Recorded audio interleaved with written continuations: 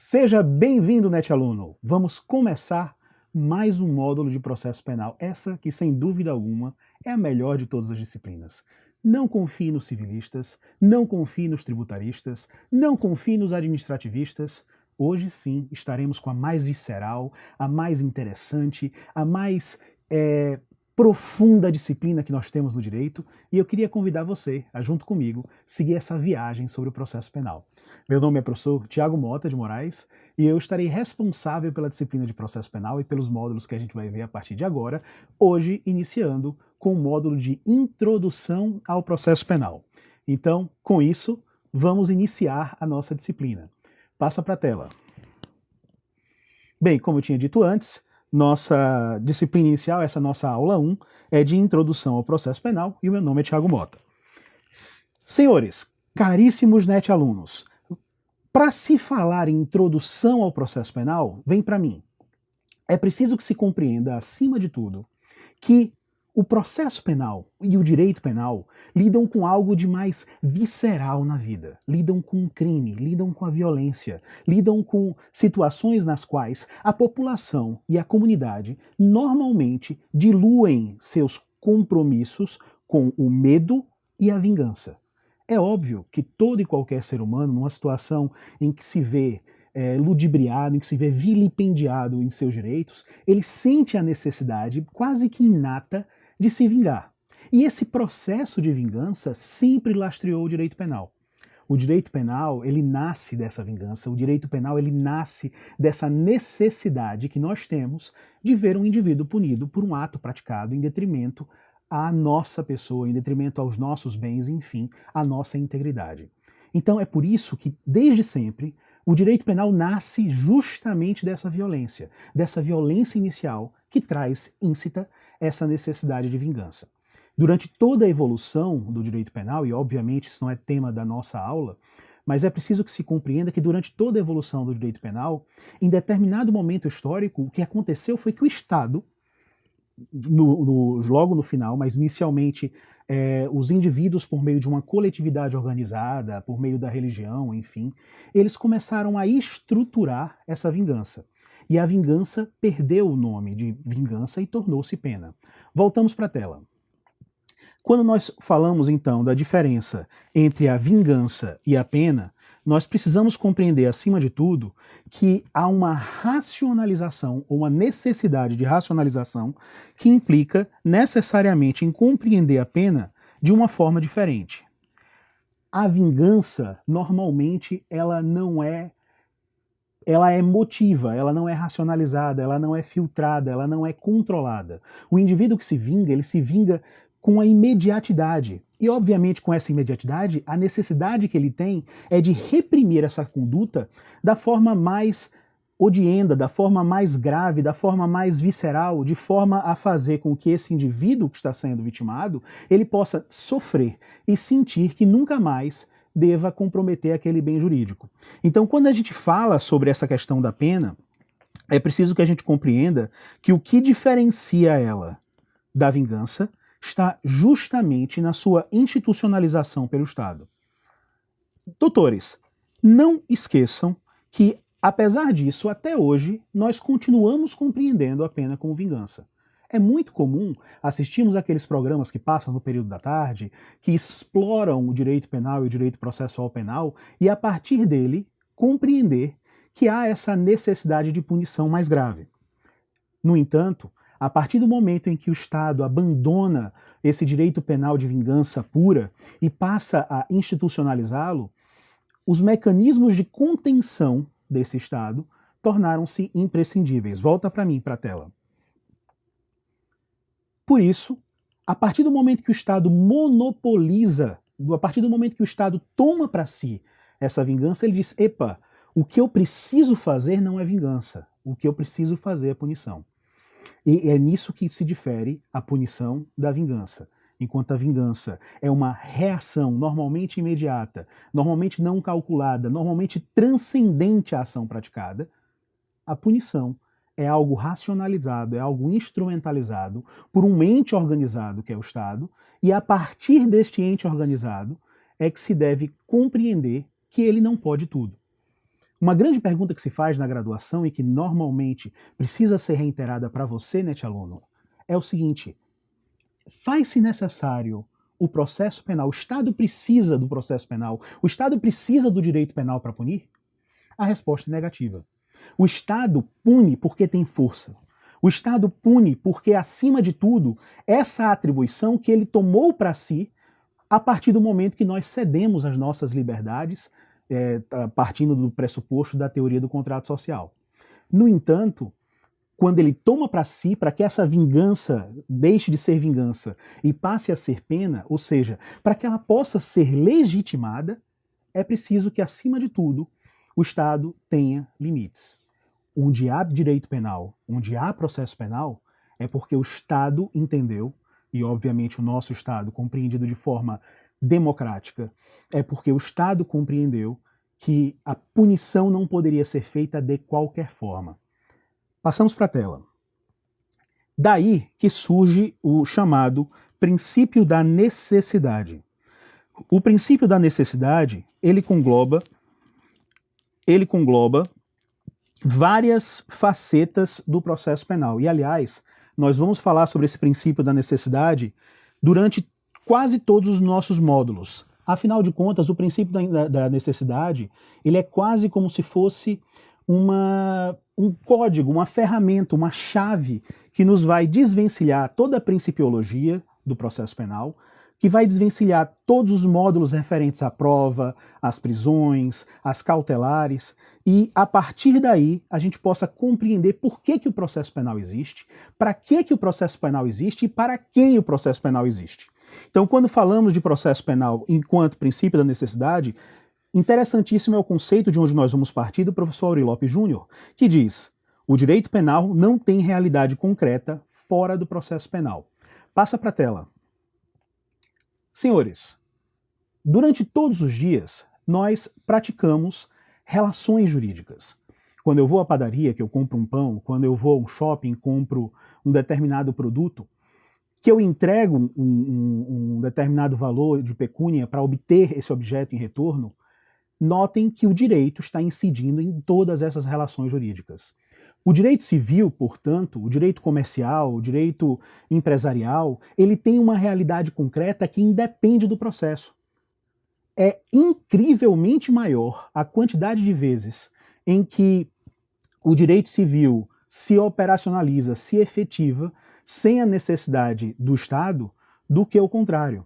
Normalmente só se vai ao Estado, só se vai à jurisdição, só se vai ao processo quando, de alguma forma, algo deu errado. No entanto, no processo penal não é assim. Já que estamos falando de punição, já que estamos falando de uma sanção que implica na privação da liberdade do indivíduo, é preciso mais.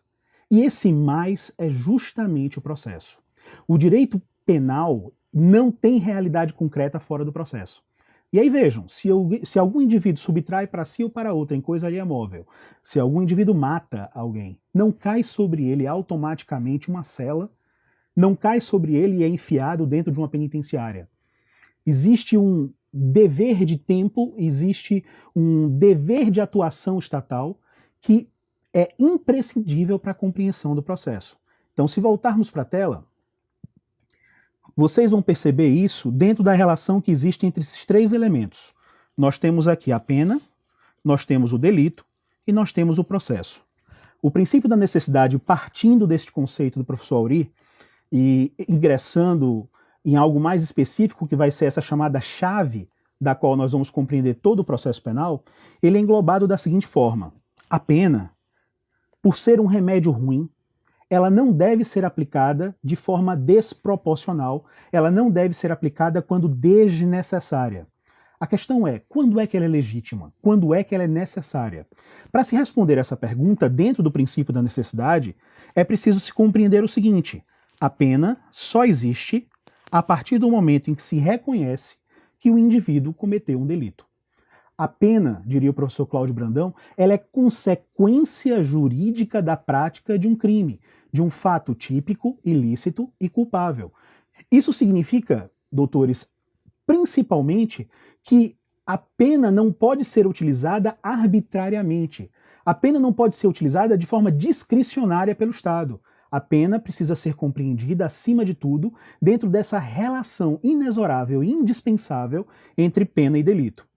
A questão é, voltando à tela, se nós temos que a pena só pode ser aplicada a partir do reconhecimento de que alguém cometeu um delito, de que alguém cometeu um crime, no entanto, esse reconhecimento também não se dá de forma arbitrária.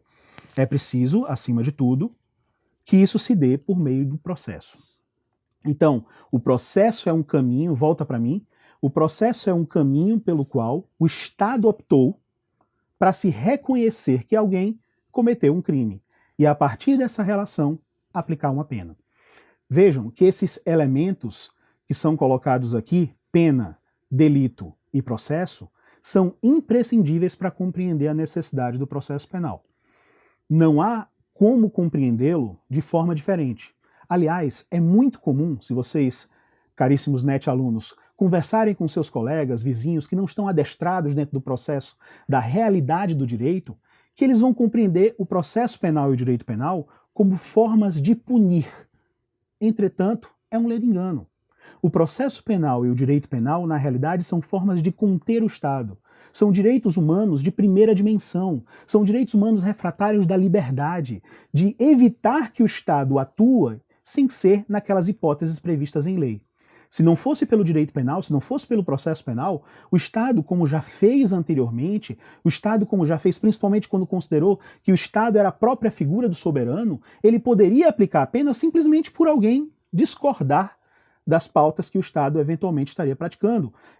Vejam que a prisão, que o cerceamento da liberdade é um instrumento fortíssimo contra oposições, contra o pluralismo, contra, eventualmente, a ausência de compromisso com as pautas de um determinado regime. Então, a partir do momento que eu tenho penal, a partir do momento que eu tenho um processo penal, eu tenho um aviso ao Estado. Estado, pare! Você pode ir até aí. Então, voltando à tela, nós podemos compreender o princípio da necessidade sobre dois prismas. O primeiro, que é esse que a gente está colocando agora, ele é refratário do princípio da necessidade como garantia. E como garantia, o princípio da necessidade é dirigido ao cidadão. O que é que o princípio da necessidade diz? Partindo do que a gente viu aqui dessa relação, de que é impossível, senhores, aplicar-se uma pena sem que antes se reconheça que você ou alguém cometeu um delito e sem que isso se dê por meio do processo. Isso é importantíssimo porque, a partir desse pressuposto básico que a gente compreenda, vão se estar esclarecidas as demarcações territoriais espaciais de um processo penal democrático. Então vejam, o cidadão sabe que ele nunca vai ser punido, pelo menos não em tese, dentro de um Estado democrático de direito, ele nunca vai ser submetido ou imposto uma pena privativa de liberdade, ele nunca vai ter cerceado sua liberdade ou seus bens, sem que para isso se reconheça antes que ele cometeu um delito. E não só. Esse reconhecimento da prática de um delito não se dá de forma autônoma, arbitrária, discricionária. O Estado não simplesmente escolhe alguém e pune, não. Ele tem que necessariamente passar por um processo. E aí é que está. É qualquer pena que o Estado pode praticar? Volta para mim. O direito penal deixa muito claro, e a nossa Constituição republicana também, que o Estado não pode aplicar qualquer pena. Existem vedações a essas sanções de natureza penal, como, por exemplo, penas de degredo, como, por exemplo, penas que, eventualmente, venham a ferir a dignidade da pessoa humana, né, como penas de tortura, como penas, a própria pena de morte, exceto em período de guerra declarada. Então, é preciso que se compreenda que existem penas que são previstas pelo nosso ordenamento jurídico. No direito penal, nós temos basicamente 3 grandes tipos de pena. As penas privativas de liberdade, as penas restritivas de direito e as penas pecuniárias, ou melhor, as sanções pecuniárias, as sanções de multa, as sanções de indenização financeira. Da mesma forma, em relação ao delito, não é qualquer fato social que pode ser considerado delito. Somente é considerado delito aquele fato que é típico, ou seja, em que há uma adequação entre um fato social e um fato previsto pela norma. Então imaginemos que alguém matou outrem. Como é que eu considero se isso é um fato típico ou não? Por meio de um simples juízo de adequação, um simples juízo de carimbamento. Eu vou verificar se esse fato social, A matar B, onde A é uma pessoa e a vítima também é uma pessoa, ambos com vida, se eventualmente existe uma pauta penal incriminadora no nosso ordenamento jurídico que positive e declare aquela conduta como sendo criminosa. E como vocês sabem, desde o primeiro período, com certeza, vocês têm sido reiterado para vocês esse exemplo do artigo 121 do Código Penal: o crime de matar alguém é o homicídio e tem pena de reclusão, né, uma pena privativa de liberdade de reclusão de 6 a 20 anos. A partir desse momento que nós estamos diante de uma figura típica, ela é presumidamente ilícita, ela é presumidamente antijurídica. Afinal de contas, existem muito mais condutas que são irrelevantes ao direito penal do que aquelas que deveriam ser inseridas dentro do direito penal. Hoje, por exemplo, antes de vir para a aula, antes de aplicar, antes de gravar esse módulo, eu pratiquei uma série de condutas que eram irrelevantes completamente ao direito penal. Porque o mundo do direito é incrível, o mundo dos fatos é incrivelmente maior do que o mundo da esfera daquelas pautas proibitivas que foram consideradas pelo Congresso Nacional relevantes para ingressar no mundo do direito penal. Então, em regra, toda vez que o Código Penal ou que a legislação penal extravagante ela disciplina que uma conduta tem relevância jurídico-penal, isso significa automaticamente que essa conduta é presumidamente antijurídica, que essa conduta é presumidamente ilícita, ou seja, que o direito não quer que essa conduta seja praticada. Entretanto, existem situações nas quais, como vocês estudaram em direito penal, em que a conduta, apesar de típica, ela é albergada por uma justificante, ela é albergada por um excludente de licitude. Então, se o indivíduo praticou, por exemplo, o homicídio em legítima defesa, em estado de necessidade, em exercício regular de direito, em estrito cumprimento do dever legal, nessas situações, o fato, apesar de típico, deixa de ser ilícito e, portanto, deixa de ser crime. E, obviamente, dentro dessa relação que nós falamos, do princípio da necessidade, se o fato não é crime, se não se trata de uma infração penal, se não se trata de um delito, o indivíduo não pode ser punido. O último filtro para considerar que um determinado fato é criminoso ou não é justamente a culpabilidade. Na culpabilidade, eu não analiso somente a ação praticada, mas eu analiso, acima de tudo, o autor, o agente, aquele que pratica. Eu vou verificar se o indivíduo, na hora da prática da ação criminosa, ele era imputável, se era exigível dele uma conduta diversa. Enfim, vocês vão estudar isso no módulo específico de teoria do crime, mas, acima de tudo, é preciso compreender que essa racionalização por meio desses 3 filtros, tipicidade, ilicitude e culpabilidade, traz para nós uma segurança de que não é qualquer fato social, de que não é qualquer fato que nós praticamos, de que não é qualquer ação que será considerada criminosa, e mais do que isso. É uma garantia apresentada ao indivíduo de que somente fatos que eram considerados típicos, ilícitos e culpáveis antes da prática do meu fato serão eventualmente punidos. Continuamos e voltando para a tela. Como a gente disse antes, não é qualquer pena que é considerada aplicável dentro de um Estado democrático de direito, mas somente aquelas permitidas pelo ordenamento. Não é qualquer fato social que pode ser considerado delito, mas somente o fato típico, ilícito e culpável. E também não é qualquer processo que pode eventualmente reconhecer o indivíduo como sendo responsável pela prática de um crime. E aí é que está principalmente o assunto que nós vamos estudar a partir de agora. Porque para que eventualmente uma conduta seja considerada criminosa, para que eventualmente alguém seja reconhecido como tendo praticado essa determinada conduta criminosa, não se trata de qualquer processo, mas do devido processo legal, do devido processo constitucional e do devido processo convencional. Então vejam, senhores, que acima de tudo, inspirado nas legislações de todos os países considerados democráticos, este processo, para ser considerado válido, esse processo para ser considerado legítimo, ele tem que respeitar determinadas pautas, determinados procedimentos criados pelo próprio Estado. Como já dissemos, o direito penal ele não é autoexecutável. A sanção não cai. A pena ela não é aplicada automaticamente quando o indivíduo pratica um crime. É preciso, acima de tudo, que se chegue à jurisdição. E a condenação ela não se dá a partir de elementos de ordem subjetiva, mas a partir de um comportamento empírico, a partir de uma reconstituição histórica feita dentro do processo. E aí, para que a gente possa compreender o que é devido processo, para que a gente possa compreender, acima de tudo, o que é um processo penal de um Estado democrático, é que nós vamos passar às próximas etapas da nossa disciplina. Então vejam, para que a gente compreenda esse conjunto de regras de forma mais genérica, volta para mim. É preciso que nós consigamos conceber que existe um núcleo de determinadas características que concebe um processo penal dentro de um determinado país. Esse conjunto de características é o que a doutrina convenciona chamar de sistema. Então, quando nós falamos sobre sistemas processuais, nós estamos nos referindo à possibilidade que nós temos de classificar os mais diferentes sistemas, os mais diferentes processos penais, dos mais diferentes países e processos históricos que já foram contemplados na humanidade, e nós possamos engajá-los em determinadas categorias. Então, durante grande parte, e aqui eu vou tentar adotar para vocês o que a doutrina normalmente apresenta, mas sem esquecer, obviamente, do viés crítico, e nós vamos começar a partir de agora a tratar desse viés crítico, vamos falar agora sobre sistemas processuais. Então volta para a tela. Quando falamos sobre sistemas processuais, é preciso que se compreenda que um sistema, como eu disse antes, ele é um conjunto de determinadas características, um conjunto de determinados valores que determinam a natureza própria de um determinado processo penal. Durante a história, e principalmente ao que vem sendo apontado pela doutrina, nós podemos encontrar três grandes sistemas.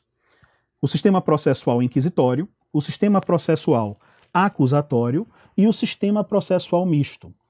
Essas são justamente as classificações que normalmente aparecem nos livros de doutrina que vocês devem estar estudando em casa e complementando, certo? No entanto, essa ordem que a gente está colocando aqui, essa ordem de que o sistema inquisitório, por exemplo, ele teria precedido o sistema processual acusatório, ele não é necessariamente uma verdade. O sistema acusatório, ele antecede o sistema processual inquisitório. No entanto, por critérios meramente classificatórios e adotando grande parte da ordem feita pela maioria dos livros de doutrina, nós vamos seguir essa mesma principiologia. O sistema processual inquisitório, então, na sua pureza, ele é um modelo histórico, deixando muito claro o que eu quero dizer com isso. Hoje em dia, não existe nenhum modelo puro. É impossível se conceber, dentro dos sistemas que nós presenciamos odiernamente, um sistema que seja totalmente inquisitório ou um sistema que seja totalmente acusatório.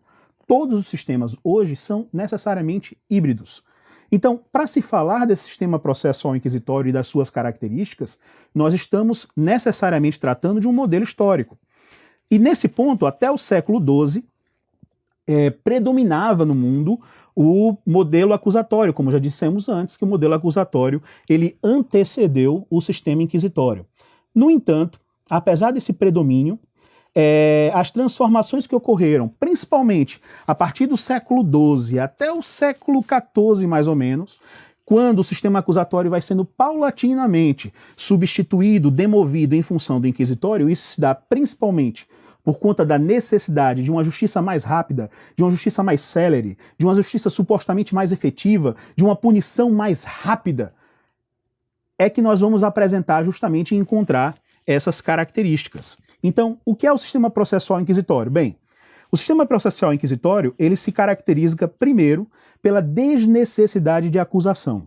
O que é que a gente quer dizer com isso? Volta para mim. Quando nós falamos em desnecessidade de acusação, nós falamos no início do processo.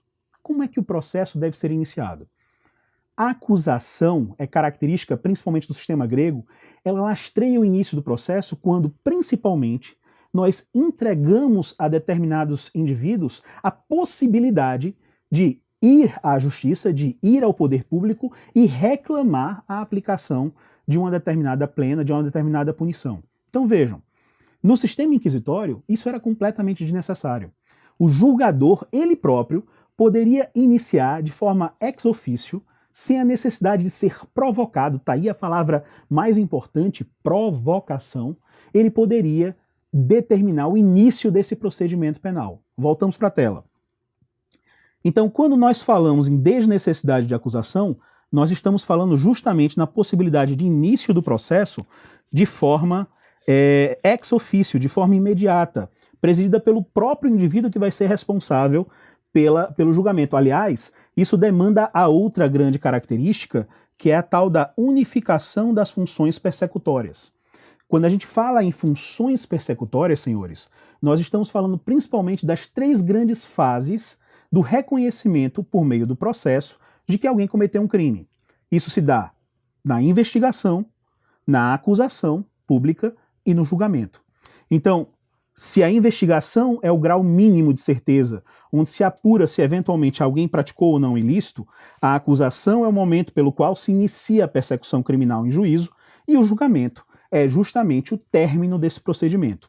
Então, a grande característica da função inquisitória, do sistema inquisitório, do módulo dispositivo inquisitório, é justamente a unificação dessas funções, investigar, acusar e julgar, no mesmo indivíduo, no mesmo sujeito. Está aí que, como elemento principal, esse cara que iniciava o processo sem precisar ser provocado, que ia atrás das provas sem precisar das partes, ele tinha completa e total gestão e iniciativa da prova. Então, se eu tivesse a suspeita de que alguém praticou um crime, eu iria lá, como magistrado, e, eventualmente, iria encontrar, interrogar, produzir provas, ir atrás, justamente como hoje é feito pela polícia, né? A polícia vai atrás, a partir do momento em que há a suspeita da prática de um ilícito penal, a polícia vai atrás desse indivíduo para tentar descortinar se houve um crime, o que nós chamamos de materialidade, e se eventualmente aquele indivíduo é o responsável pelo crime. A questão aqui é diferente. A questão é que a função de investigar não estava atrelada à pessoa responsável, como é hoje, como a polícia judiciária. No entanto, pelo próprio juiz. E aí é que está. Aquele que vai atrás da prova, ele já tem uma ideia pré-concebida de onde está indo. Ninguém inicia uma investigação do nada. E esse preconceito, esse prejuízo, ele afeta justamente a imparcialidade necessária do magistrado. Então vejam, essa gestão ou iniciativa probatória do juiz é talvez o elemento mais importante, porque aqui eu tenho no sistema inquisitório, no princípio inquisitivo, um juiz ator, um juiz que participa ativamente do processo, um juiz que, acima de tudo, ele não é supra-partes, é um juiz que tem interesse no resultado da demanda. E por conta disso, já que ele está investigando para o seu próprio convencimento, ele não tem necessidade de racionalizar, ele não tem necessidade de limitar sua atividade, muito menos de ter um contraditório pleno e efetivo. Ele não está preocupado justamente num processo de partes, então não existe paridade de armas. E, acima de tudo, o réu não é visto como sujeito de direitos. O réu é normalmente visto como objeto do processo, e é aí que existem ou quase não existem garantias dele durante o processo. O processo é sigiloso, é escrito como regra, porque o que é escrito eu escondo na gaveta, porque o que é sigiloso eu evito que pessoas possam eventualmente ouvir, e assim eu acabo impedindo o controle público externo da atividade investigatória e da atividade judicante, e principalmente, como se vê no Maleus Maleficarum e como tantos outros documentos que nós temos desde a Idade Média, havia a necessidade de manutenção do indivíduo no cárcere. Havia a necessidade de se manter o indivíduo preso durante o processo, mesmo ainda não estando positivada de forma definitiva a sua responsabilidade naquele determinado crime. Então, é preciso que se compreenda que, antes do advento da Constituição de 88, a nossa legislação, em relação à apuração, por exemplo, de todas as contravenções penais, isso está lá no artigo 17 do Decreto-Lei 3.688 de 41, que é a Lei das Contravenções, bem como os crimes de homicídio, as lesões corporais culposas, enfim, esses processos eram manifestamente inquisitórios. Por quê? Porque o próprio juiz determinava por meio de portaria o início desses procedimentos. Tanto que aí recebiam o nome de procedimentos ou processos judicialiformes, que a partir do artigo 129, inciso 1, principalmente da Constituição, que conferiu ao Ministério Público a iniciativa exclusiva da ação pública, se colocou a impossibilidade ou a não recepção desses dispositivos. É impossível compreender que o magistrado tenha esses poderes de gestão de iniciativa da prova e ainda assim possa ser considerado como um indivíduo que não detém interesses específicos no processo. Já o sistema processual acusatório, senhores, é aquele onde há uma acusação pública, ou seja, há uma descrição de um fato a partir de um sujeito que pode eventualmente ter legitimidade para provocar o judiciário. Isso significa que o juiz não pode iniciar a demanda separadamente, autonomamente, ex officio. As funções da persecução criminal, investigar, acusar e julgar, são desempenhadas por sujeitos diferentes, por órgãos diferentes. Aqui no Brasil, por exemplo, como vocês sabem, a investigação é feita pela Polícia Judiciária, a acusação, principalmente nas ações públicas, é feita pelo Ministério Público e o julgamento é feito pelo Poder Judiciário. O contraditório é regra, a ampla defesa é regra, o procedimento é necessariamente público e oral. Vejam, ao contrário do sistema inquisitivo, que tinha o sistema sigiloso e escrito justamente para se permitir a ocultação desse procedimento, dessa sequência de atos. E aí, nós saímos de um juiz ator e passamos a ter um juiz espectador. Nos concursos e nas provas, normalmente se aparece como princípio dispositivo. Então, o sistema processual inquisitório é lastreado pelo princípio inquisitivo e o sistema processual acusatório pelo princípio dispositivo. Então, para que haja isso, o réu deve ser compreendido como sujeito de direitos, deve-se respeitar tanto o acusador como o acusado como sujeitos que têm a mesma capacidade de influenciar o magistrado na sua decisão e, acima de tudo, haver recorribilidade. E olha, senhores, exatamente, volta para mim, como descrito na nossa Constituição, no artigo 5º, inciso 52, a liberdade é regra.